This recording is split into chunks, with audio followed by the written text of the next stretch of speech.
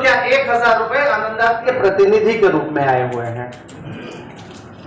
तो और बहुत सारी चीजें नोट भी किया है। वैसे भी मैं जो भाषण करता हूं, बहुत सारे वीडियो जोनल ऑफिस भी जाते हैं और सेंट्रल ऑफिस भी जाते हैं। आज ये मेरा वीडियो सेंट्रल ऑफिस तक जाए, नहीं तो कमल कुमार जी को मैं भेजने का काम करूंगा। एजेंट रेगुलेशन एक्ट मेंबरशिप पूरा करेगा, मिनिमम CLI पूरा करेगा, शेयर करेगा तो उसको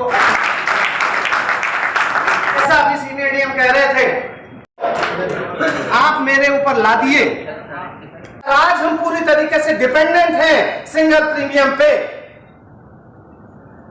तो इसके लिए लोगों को अपने गिरेबान को झांक कर देखना चाहिए कि हमारा प्रॉफिटेबिलिटी कम क्यों हुआ।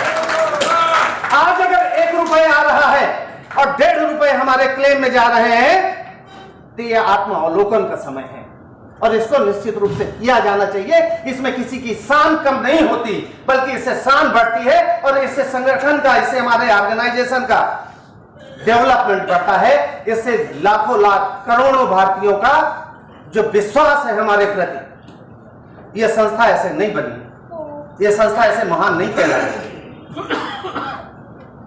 अगर इस संस्था के पवित्रता पे आंच आती है, अगर यह संस्था कमजोर पड़ती है कुछ लोगों के ईगो के कारण, कुछ लोगों के मैं के कारण, तो यह गलत है। मैं तो चीफ लाइफ इंश्योरेंस एडवाइजर, आप मुझे बताइए, डायरेक्ट मार्केटिंग एक सिस्टम लाया गया, उस सिस्टम को कुछ सालों तक चलाया गया, हमारे डाटा उससे शेयर किए गए, हमारा विश्वास कम हुआ प्रबंधन के प्रति और आज उस स्कीम को बंद कर दिया गया। तो जिन महोदय ने इस तरीके से अनप्रोफेशनल स्कीम को लागू किया, जिसने एक लंबा घाटा देने के बाद इस स्कीम को बंद किया गया, उन पर कार्रवाई की जानी चाहिए। 1 नंबर जोन बात कुमार जी के पास जाइए आप लोग, सामने बड़े भाई प्रवीण प्रियदर्शी जी के, ताकि ये काम भी हो जाए। आज का ये कार्यक्रम मुख्य बीमा सलाहकारों का संगठन का कार्यक्रम है, जिसमें आज इन लोगों ने मिलके, चूँकि गृह राज्य मंत्री जी भी थे और जनप्रतिनिधि भी थे, हमने ये मांग रखा है कि मुख्य बीमा सलाहकार अधिनियम का गठन किया जाना चाहिए। अभी मुख्य बीमा सलाहकार केवल नोटिफिकेशन के आधार पर नियुक्त हो रहे हैं। उनको मंथली ऑनरेरियम मिलना चाहिए 15,000 से लेकर 25,000 तक, जिस भी ब्रिगेडशिप में वो हैं उसके अनुसार।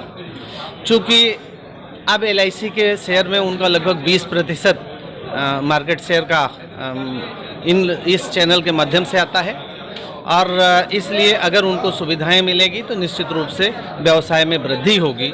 इसी कारण से ये सम्मेलन बुलाया गया है और इसके बाद 18 और 19 नवंबर को लखनऊ में लगभग 21,000 अभिकर्ता और CLIA साथी इकट्ठे होंगे और 2 दिन तक गहन मंत्रणा के बाद किस तरीके से इस आर्थिक